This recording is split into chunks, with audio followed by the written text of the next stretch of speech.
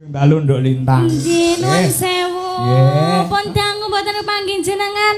Diomongi kok. Kangen lho kula Bapak. Napa nggih? Nggih. Sampeyan yo tanggapane ora tau leren. Alhamdulillah. Ora mung ning Nganjuk Kediri tok, ya saiki tanggapane tekan Jogja barang luar biasa. Alhamdulillah. Panjenengan kok Semarang? Lah aku nonton streaming kok. Oh, sing nika. Heeh, nonton streaming. Aku ya seruang-seruing krungu jare arep dipek dalang kowe. Saestu lho Pak niku Pak. Pandanganipun panjenengan nyuwun pangestunipun panjenengan mawon. Wis mok pikir tenan wae urung. Kowe arep milih bojo seorang dalang wis mok pikir tenan urung. Sampun Bapak. Sampun. Nggih. Miturut kowe keluyane dalang ki apa? Kok mok milih? Kok ora milih dagelan? Lah boten dagelan iki enek opone ngono. Iya. Sik ya Mas ya. Aku milih dalang ki sampean ngerti Mas? Piye? Dalang ki ganteng, dalangi ganteng, pinter, cerdas ya toh Mas, berbakat, iso nyenengke masyarakat Mas, iso ge guyu masyarakat, terus kurang apa meneh, sugih. Sing kleru iku kowe, kuwi sing mbok pikir gur sisi positif tok. Coba goleki negatife. Dalang kuwi lah nyambut ke jam piro? Jam 8 wis munggah panggung. Medun panggung jam piro? Jam 4 esuk. Berarti nek jam 8 teko jam 4 sewengi muput teko omah mesti karipan ku mesti bubuk teko jam 2 sore mongko jam 3 budal lunga. Terus leh acara nggarap PR jam piro?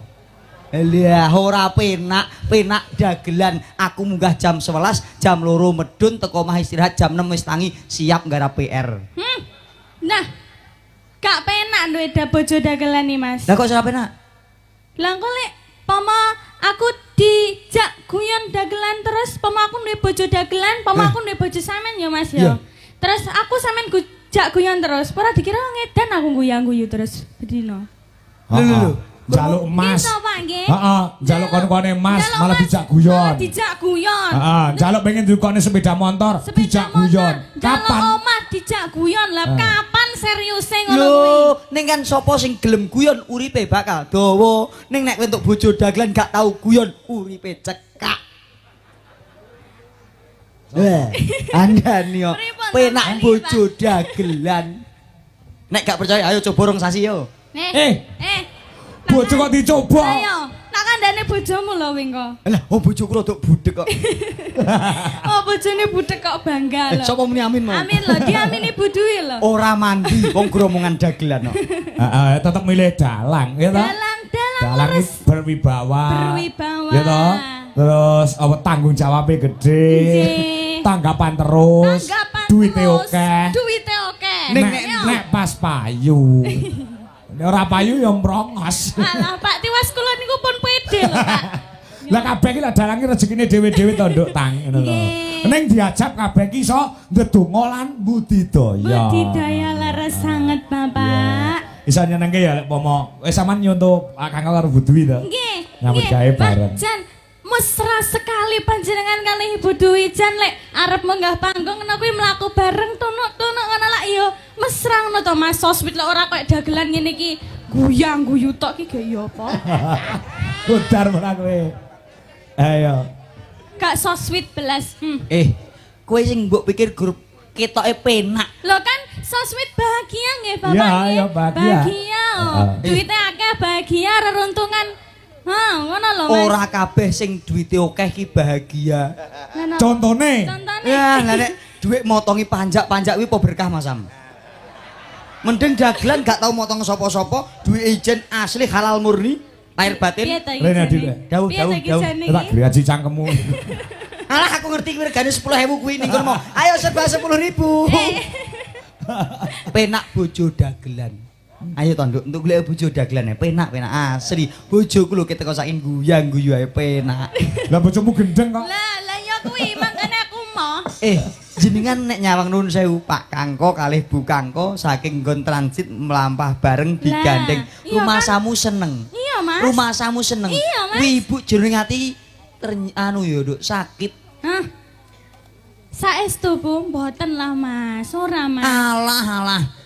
Kelakon lho pake karo buke. Ngopo? Omah-omah jenengan pirang tahun? Wis 19 tahun. Duwe putra pinten? 3. Lho. Putrane ngantek 3, meteng dhewe gak karo kono. Sik cangkemmu tak Ya cok sisan. Iki metenge karo aku. Ora mungkin. Iki lek rabi aku tahun 2006 ya Bu ya. 2007 bayi ya Bu ya. Domongi aku ces pleng. Gawe metenge karo aku. Ora mungkin meteng. Ora usah gawe-gawe. Lah jenengan tanggapan laris terus sik metenge kapan iso bareng wong loro. Meteng dhewe. Jenengan meteng napa gandeng wong loro? Ngono wong loro tengi gandeng ngono? Siji Mas. Lah ya sing meteng sapa? Budui. Lah ya kono ora meteng. Pak Patre dagelan iki rada gendeng nggih, pun mboten usah dingano ngoten. Lho nek dagelan waras gak payu, Nduk.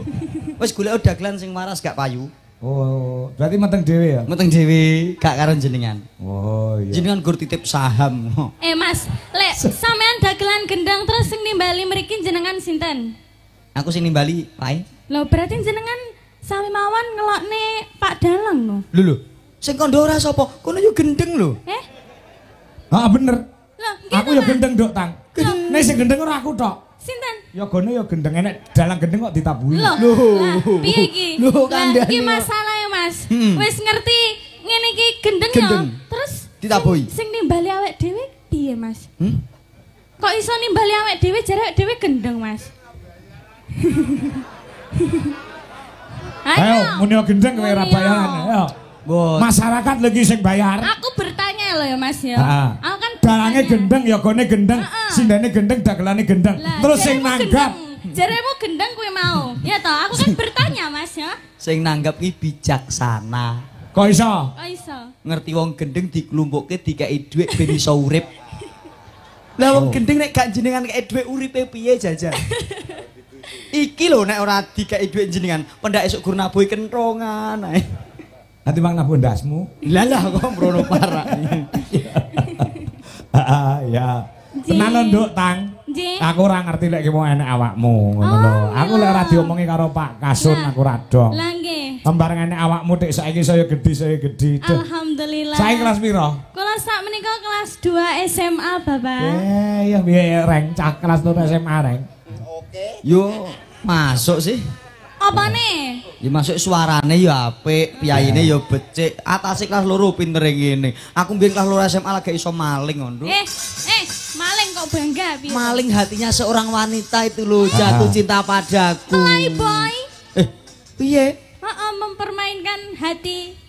Aku jadi gak mempermainkan hati wanita, Nduk. Ning wanita-wanita aku lho, ding jatuh cinta padaku. Mula raiku. Jane iki gantengmu kaya apa? Masya Allah mula nok. Aku demi keberlangsungan keluarga, demi omah-omahku langgeng, raiku tak orek-orek. Lho nek raiku ora tak orek-orek, piyai kene do seneng aku kabeh, omah-omahku bubrah. Saking gantenge. Jenengan percados, Bapak. Gak raine kaya modele ketek ketulup ngono kok. Jenengan mosok pun nate ngertos ketek ketulup. Wis, ya jal bentuke piye? Ya kaya kowe kuwi. Lah. Tak kira kono praktekno. Ra. Iki Nduk Lintangi kejilik ke jaman ketemu karo bapak ke umur piro Nduk? Kelas piro? Umur 9 tahun kelas 3 nggih. Kelas 3 SD. Nggih. Oh, pertama kali Nduk Lintang nang panggung ikut wayangan iki melu Pak Kangko. Pertama kali Mas, jan aku ki durung nyinden ngono lho Mas, jek pakai kebaya lugu terus bukan sanggul yang kecil. Oh, cemol. Wah, ya elok tenan. Awet belajar nderekke panjenengan nggih Bapak matur sembah nuwun. Bimbinganipun panjenengan Ibu Dwi lan rencang-rencang Dwijo Laras. Alhamdulillah. Nyatane cara pamor saiki wis moncer awakmu. Amin. Bapak ki melu seneng. Tetep dijogo keseniane awake dhewe ya, Nduk. Berkibarlah setinggi langit untuk selalu melestarikan budaya wayang kulit. Nggih, laras betul sekali, Bapak. Kowe arep matur nuwun karo sapa sarunge nembang? Nggih. Nggih, tentunya terima kasih banyak kepada semua Desa Mungkong, warga masyarakat Desa Mungkong nggih. Kecamatan Rejoso Mas. Betul. Rejoso. Piye to? Aku ngantuk kok. Wangson bantere kaya ngene sampe tekan kono lho Mas. Mosok sampean ora krungu aku ngomong apa? Ya son ya banter nek birik jenenge rak. Apa kae jenenge? Son mini wong ki son iku apik tenan kok. Lah iya, kok iso ora krungu? Krungu ning ya gur tak matke tok. Aku gak melu-melu kok. Lah salahmu milih milih dalang. Alah, ngono nesu. Atrayo tenan jane. Ya ora nesu. Lah napa? Ya meri lho. Aku ket biyen dagel kok gak enek yo. Sinden anggere tekoki besok entuk bojo apa? Dalang. Dalang gak enek, dagelan gak enek gumun aku. Domongi dagelan marai gendeng kok yo. Padahal bojo dagelan penak-penake wong urip lho. Piye penake, Mas? Wonge humoris. Humoris. Banyak tawa. Nek kaya aku ra neko-neko nggodani cah wedok ya ora tau. Aku pomo kepepet sewani nggodho ya gur burini tok. Mosok burini tedas tak godho. Galau, Pak. Galau lah kok. Iya. Nggih. Dongane piye mau bacotno? Nggih. Kyai Mungkung Rejoso Nganjuk. Mungkung Rejoso Nganjuk. Doanya satu, Mas. Piye? Aku kira kedawan-dawan koyo sampean ke mau lho, Mas. Dungane siji piye coba? Pokok intine selamat. Panjang itu artinya, Mas. Selamat. Selamat. Ya toh, bener. Contone, selamat ki selamat piye, Nduk? Tang. Nah, nggih, selamat. Coba lek wonge sugih, tapi lek ora selamat piye, Mas? Oh ya bener omonganmu. Terus nek wonge ganteng, pinter, ora sugih, selamat. Lek ora selamat piye jale? Wah, bahaya jenengan Pak Jenengan ora selamat kok. Lah sapa? Kok iso? Lah anom Dwijo Kangko lho. Mulo gathuki Ki Slamet anom Dwijo Kangko. Ora ditambahi dhewe. Lah jenengan yo sing-sing kok yo. Wis bakune seger waras selamat sekabehane. Amin amin amin ya rabbal alamin. Amin amin amin. Amin amin amin alhamdulillah. Tuku kangkong ning Pasar Turi. Tuku kangkung ning Pasar Turi. Warga mungkong pinaringan kathah rezeki. Amin Allahumma. Amin. Wes. Wita. Wita. Oke. Ya pokoknya doa yang terbaik-baik Mas buat semua warga desa Mungkong yang hari ini luar biasa hadir tumplek-blek. Banyak sekali manusianya seperti pelautan ya Mas. Ya tumplek lungguh aja blek nek blek gak tiba. Maksudnya itu saking banyaknya saya tidak bisa mengartikan Mas. Iya wis manut-manut. Nganggo sarung dinggo salat. Nah, Piyai Mungkung muga-muga kabeh selamat. Amin. Allahumma amin. Amin amin amin ya rabbal alamin. Ugi ngaturaken sugeng dalu kagem Bapak sedaya perangkat desa, Bapak Pak Dasar no. Kepala desane Pak Dasar, ayo. Dasar lan Kepala saandahanipun. desa, Bapak Camat wonten napa rawuh napa mboten? Oh wonten Pak Camat, Mbah nuwun Pak Camat. Nggih, matur sembah nuwun sangat nggih Bapak. Nggih. Alhamdulillah. Niki menawi napa wonten request dari Bapak sedaya perangkat desa. Wow.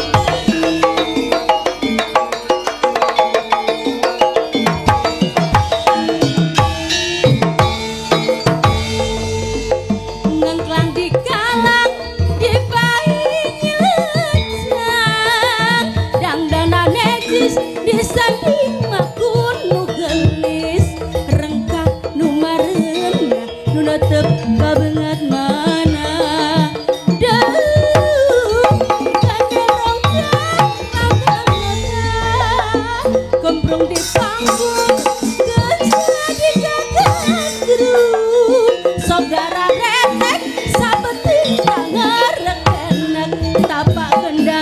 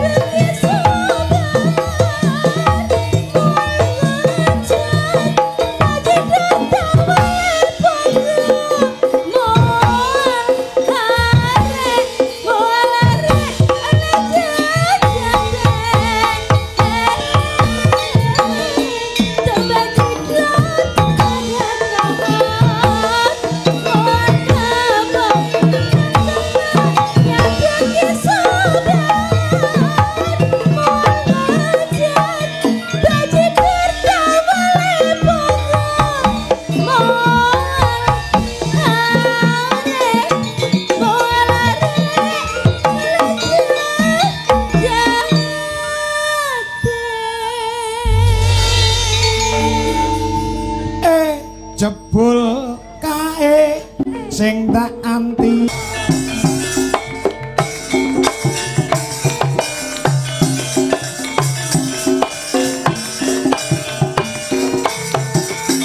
Swara tunggal genduk lintang Kairo. Ayo. Lenggah we. Nah.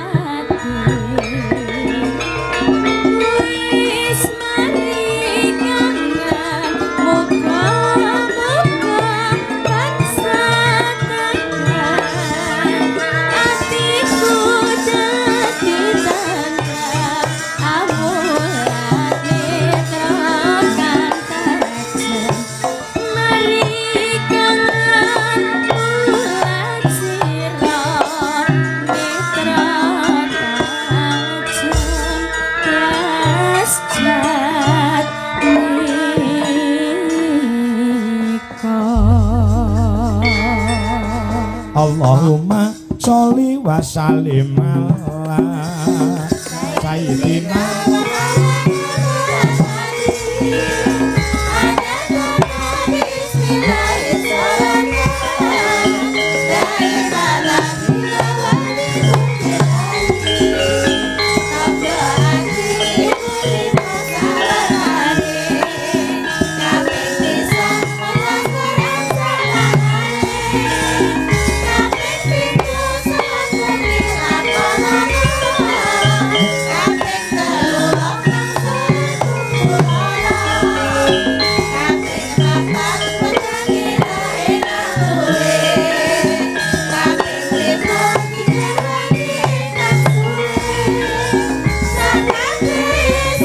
Dwi ha, Wiwi, Jongpe, Jumeneng ya.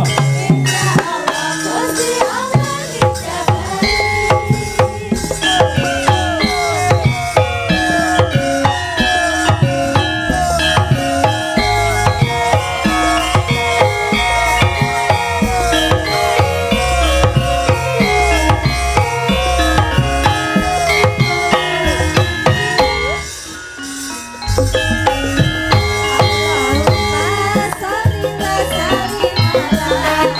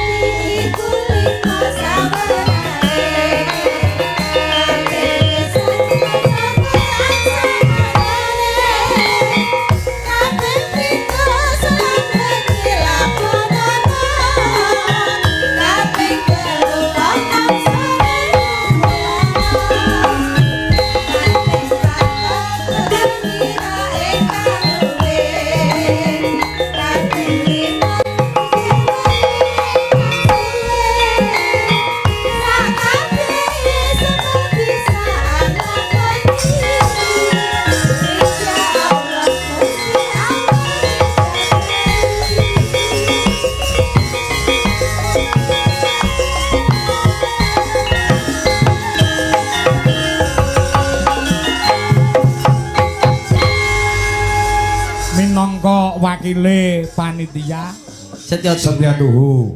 Aku kang Setya Tuhu ngono ta? Ya. Ayo. Tuhu ya coba kaya ngapa? Coba kaya ngapa? Diaturke ya.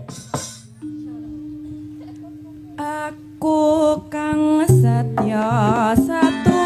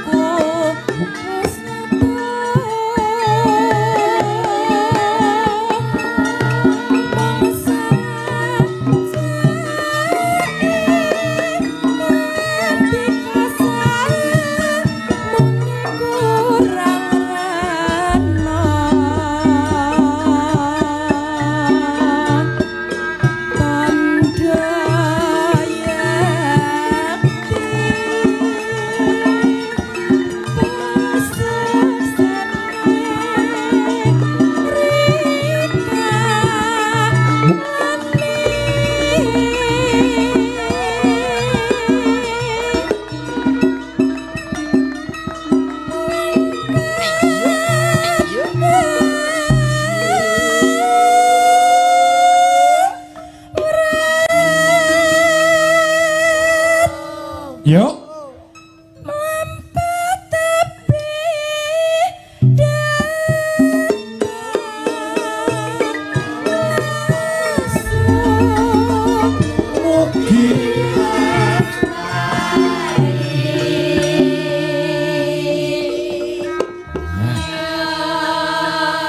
Beberapa kali melu aku Tompo Dwijo Laras Indonesia, Angelia iku wis duwe penggemar eng.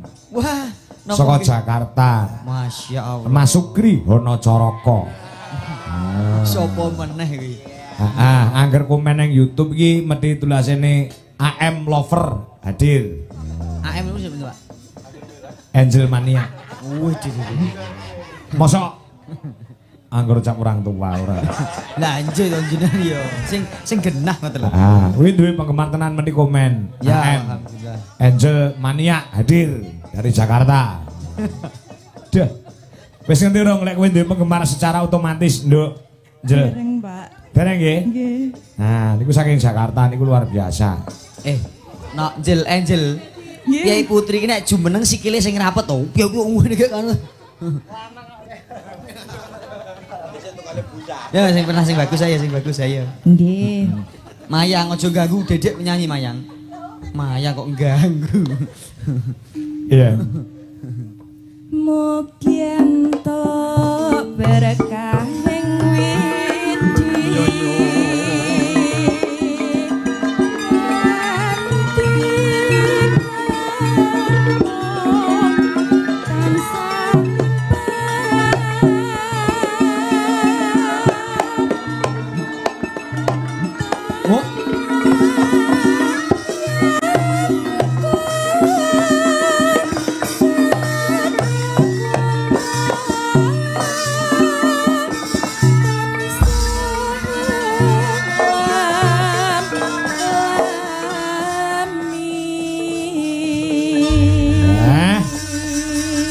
Luar biasa.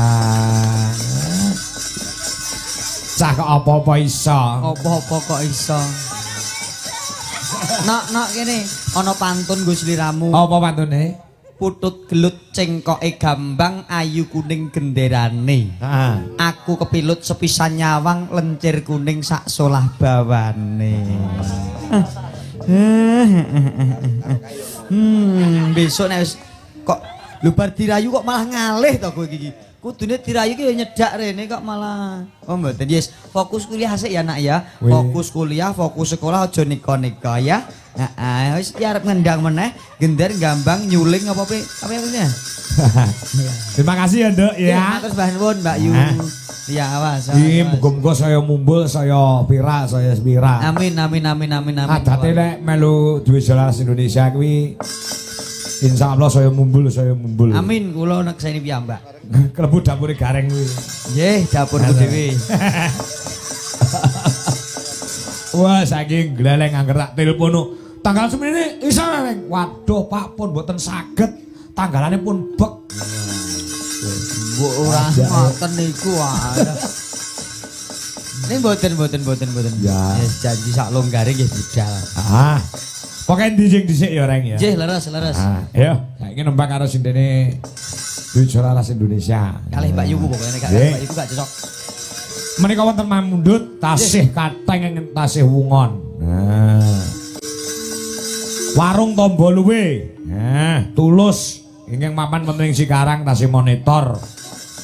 Biasane nyuwun lagon karyane Mbah Sukron Suwanda. Apa lagune Nyidra Asmara. Uga Mas Ngadinu Pondok Ungu Jakarta monitor Mbah Nuwun Pak Joko Pilang Keceng Madiun. Uga kula nyuwun pamit riyin Mas Kangko. Nggih, matur nuwun. Nggih, sehat sedaya. Nggih. Ugi menika Pak Sukri Hono Caraka. Nyanyi Pak. Lah iki langsung disyuting kirimne aku lho, Reng. Lho, penggemare Angelia. Masya Allah, ya nak luar biasa. Wis kathah penggemar. Ning besok nek wis akeh penggemar wis dadi artis aja sombong. Lah ya kaya nyeluk kucing. Manis. Nah, aku yo mancen seneng nek dilus-lus kok. Apa nih?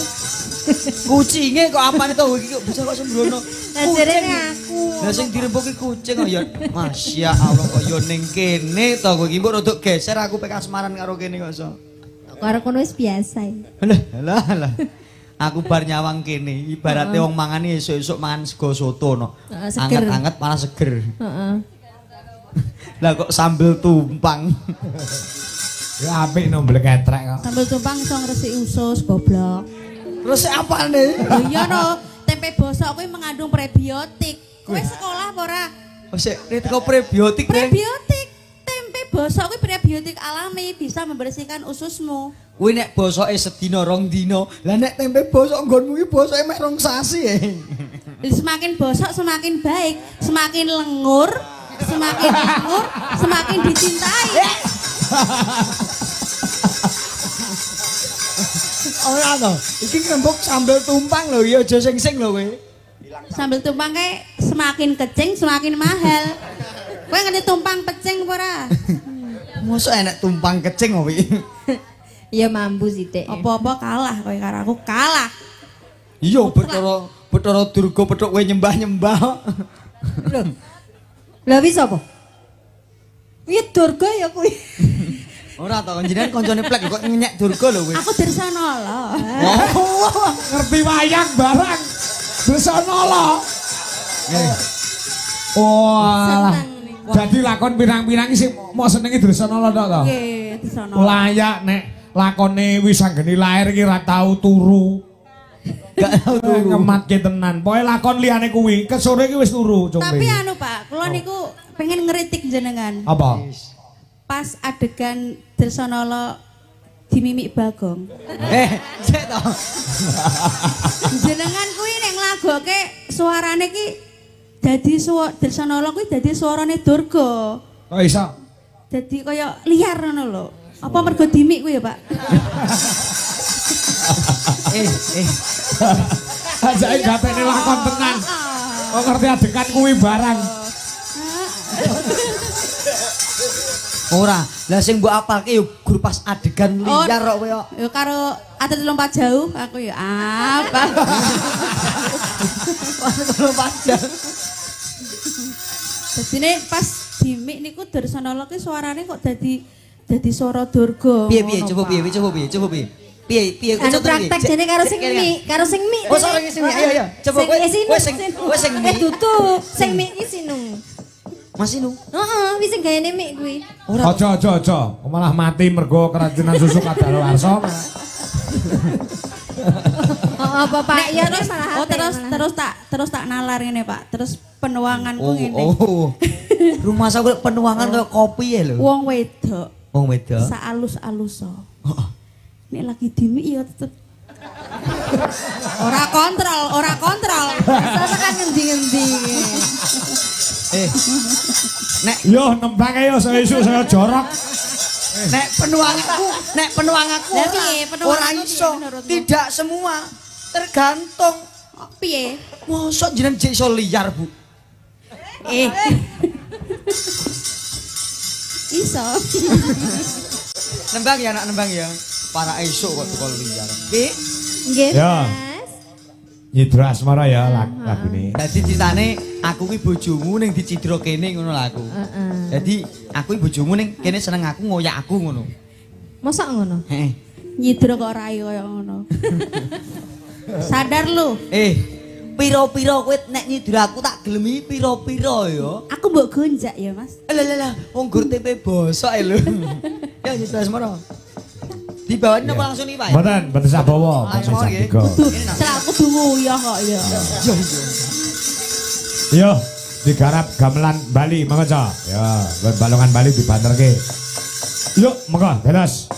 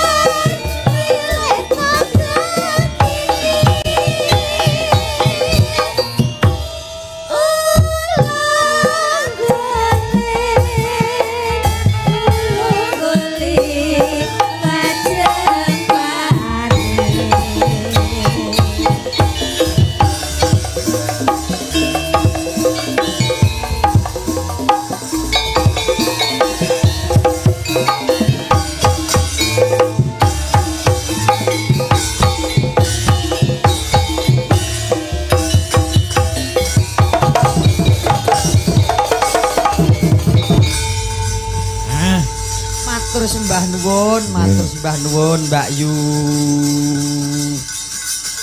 Mbak Retno. Kalih Mbak Yu. Tasih sekawan Mas Gareng. Nggih, nggih. Tasih wonten Bu Duwi kelawan Nduk sapa iki? Neha. Mbak Neha.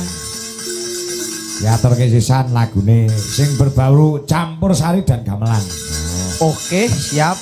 Mergo pamundhut sampun telas, mungkin manut sindene mawon jeng nembang napa ngoten nggih. Sendika. Mas Gareng. Nggih, sendika. Nek ora diratakne kok kurang prayoga. Nggih. Ayo Nduk. Pokba kelawan Mayang. Lagune Seragenan Genti. Sing pertama dangdut, sing kedua Samboyo. Oke. Apa kuwi jenenge Loro ati loro ya kena. Nggih, sendika. Ninggal katresnan ya kena.